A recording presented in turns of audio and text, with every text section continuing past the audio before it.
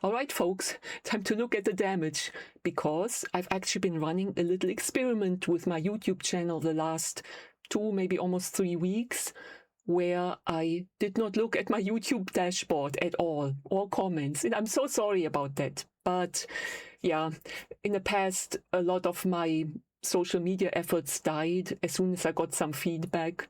And I feel a lot of fellow nerds maybe who like to code have experienced the same thing with social media, where just people don't like what you do and you go like, oh, I prefer coding anyway. But I realized now that with what I want to do, including streaming, building in public, it would really help so much to have a YouTube channel where I have at least a few hundred subscribers, so that when I go live, that I would have some people maybe who watch me and that I can talk with, because live streaming to an audience of 0 is just the worst. I don't recommend it. So I knew with a lot of the videos that I uploaded, I would get a lot of pushbacks, a lot of very negative comments. And YouTube relentlessly pushes their stats on you, where you open the YouTube Studio dashboard and it tells you, oh, you lost 1 subscriber, or people clicked off your video after 3 seconds on average, or you spent hours creating a video and then cumulative viewership is maybe just a few minutes, and then you go like, this doesn't make sense. But I really wanted to stick with it, just upload, talk about what interests me without seeing immediately what people think about it. So I bookmarked the live tab in YouTube Studio, and that one is actually empty. If you've never been live, it's empty, but it still has the create button and you can upload your video, click post and close the window and be done. And you don't see how many subscribers you have or comments or anything, like with the dashboard. Now, I meant to actually record and post videos for a month and then check, but then I did something on my computer where I got logged out of my account. And when I logged back in, and of course it shows you the number of subscribers. So at that point I was like, okay, up till then it was Schrödinger's cat. I could have theoretically had 500 subscribers. Theoretically, I could have lost all the few subscribers I had in the first place. But at that point, yeah, I saw, and I think it was on Saturday, I saw I had 49 subscribers. I'm like, okay, like how many videos have I done the last, couple weeks, and how many hours and nights spent on these videos for maybe like, I don't know, 24 new subscribers, or even actually less. So that was a little bit disappointing, even though, it means a lot, like anybody who clicks subscribe. And again, my goal here is not to build this huge channel. My channel will never be huge because it's not anti-AI, but it's also not like hype AI. It's just somewhere in the middle, and it'll be very mixed, different things that I do, especially going forward. Because not looking at results and not reading comments prevented me from uploading some videos where it would have been, crucial. Like, for example, uploading any coding sessions or any product really. Yeah, like some I already knew it would be kind of bad, because like, for example, the Greg to set send-off video that I made. I thought it was clever and funny, but I did check Reddit, and oh my gosh, I got like several hate comments for like, what is this slop? Oh, just what is this even? This is not funny. Why did you upload this even? And I'm like, okay, like my sense of humor is just, I guess it's completely different from most people's, and just got to be really careful. But for these 2 weeks, I allowed myself to just power through. Now I'm actually re-recording this because I had like rambled on for an hour, and I was like, palms sweaty, knees heavy, mum spaghetti. I was like so afraid to even look at the dashboard after all these days. So I'm re-recording now that I've actually looked at it, and in the second part of the video I will actually look at comments and respond to them. But yeah, 49 or I think now 50 subscribers is not much, but it's something. Thank you so much to anybody who, subscribed or left a comment, even a hater comment. And I plan to upload consistently because that's what is the most important thing with building a YouTube channel. All right, but I promised myself to keep this re-recorded intro a bit shorter, so let's move straight on to the comments. All right, 50 subscribers, which is, gosh, oh man, 15 subscribers in 28 days. It's like, I would almost expect just to get 15 subscribers from people who know me, that find my channel. Yeah, let's do the funny part. Let's look at the actual comments. All right, yeah. Show what you produced with AI. Stop yapping. Yeah, I like it. That's a very good point. And let me, what do I reply here? Yeah, I don't know. I should have pre-prepared a comment for this. And yeah, now here goes the part why it was beneficial to not look at these first videos and get like all wrapped up in a few comments I would be getting. Because, probably all these comments will live rent-free in my head for the few next days. And that was all mental energy that I could channel into doing videos instead, in writing code. So, all right, very good point. I was running experiments where I was uploading without looking at comments. All right, wow. See, this is it's so great to get positive comments here. And wait a second, gosh, did I like it or did I just, maybe I should have hearted it. Yeah, hearted. Yeah, wow, this video is actually a bit older. So, wow, 5 days old. Somebody, thanks so much. I'm actually live looking at my video at my YouTube dashboard for the first time in weeks, lol. And the positive comments mean so much. Okay. Oh wow, all right. And of course, those could be bots, but who cares, Thanks so much. Looking at my comments for the first time in a while, and the positive ones mean so much. Regardless if they are from bots or not. Reply. Yeah, no. Okay, yeah, I figured the ones where I, talk negatively about Mobita and the Primogen, people love those guys. So I figured, first of all, his viewership would discover these videos and then leave negative comments. So, yeah, just, let me heart that comment too. It's kind of unfair. I wish I could like double heart the positive ones and then single heart the kind of negative ones. But yeah, I really do.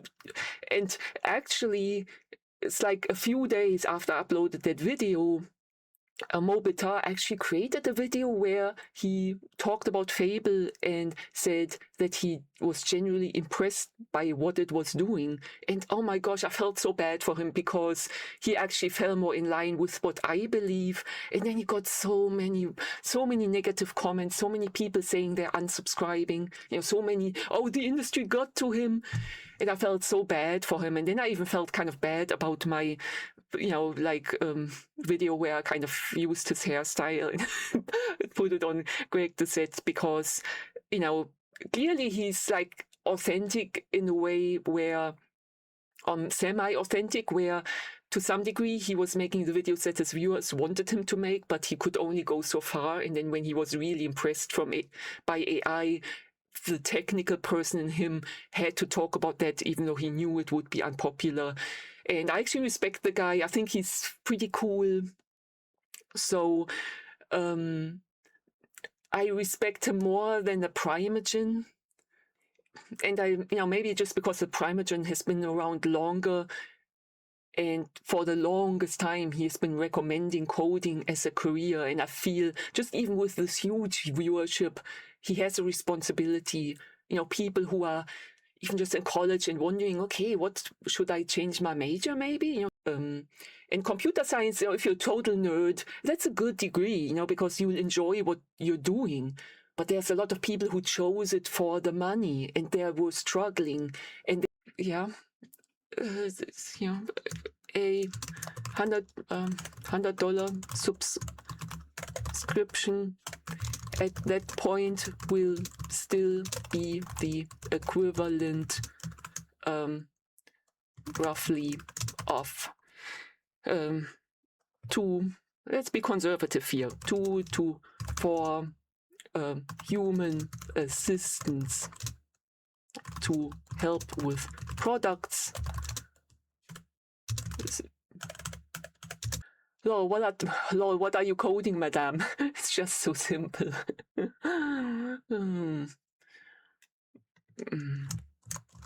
Your claim that LLMs write good code made me doubt you're a good developer, if you are any at all. Yeah, I don't even know what to say about. All right. What would I reply to this comment? They downplay insane improvements in AI so much it makes my brain explode. Yeah, hallelujah. Thank you for that comment. At least somebody who sees it the same way. It is absolutely insane to me that these people are technical. They've coded in their life, and then they downplay the insane improvements in AI. Yeah, amen. Thank you for a comment like that.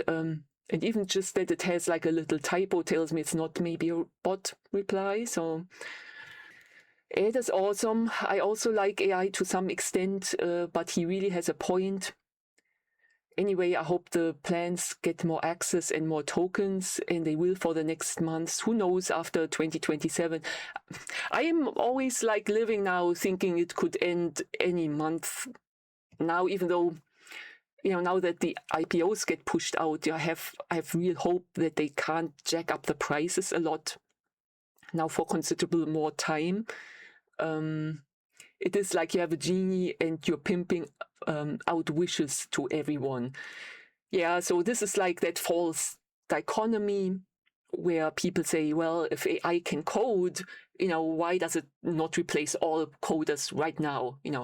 Why, if AI can code, why are these companies not just simply building, their own Zillow, their own this, their own that? And they have enough to do just building these additional layers on top of this raw engine, because again, LLMs are like, we split the atom, we found nuclear power, but we haven't found yet all the different ways in how we can channel that enormous power in the most productive and safe way to actually create the best products. So yeah, I'm responding to this as I type in one of my upcoming rambling videos.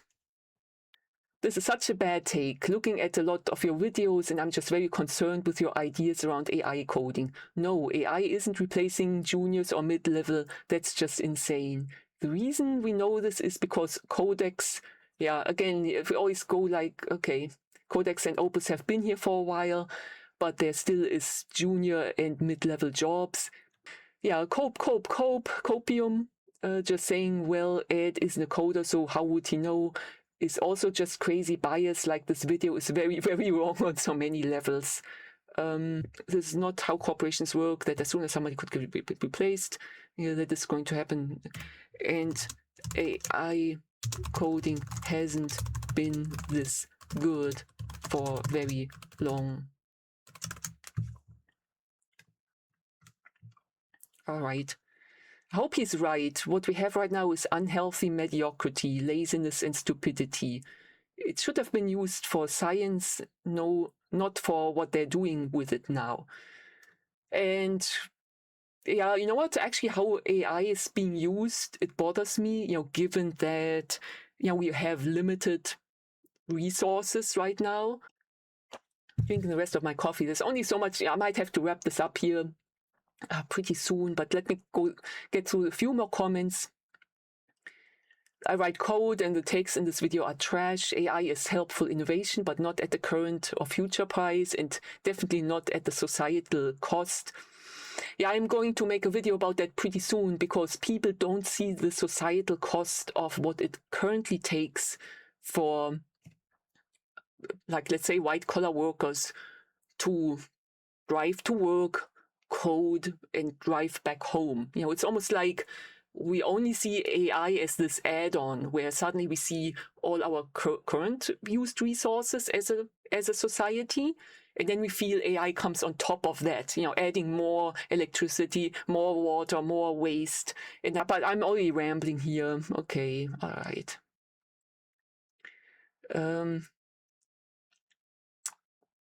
I only can give this a like.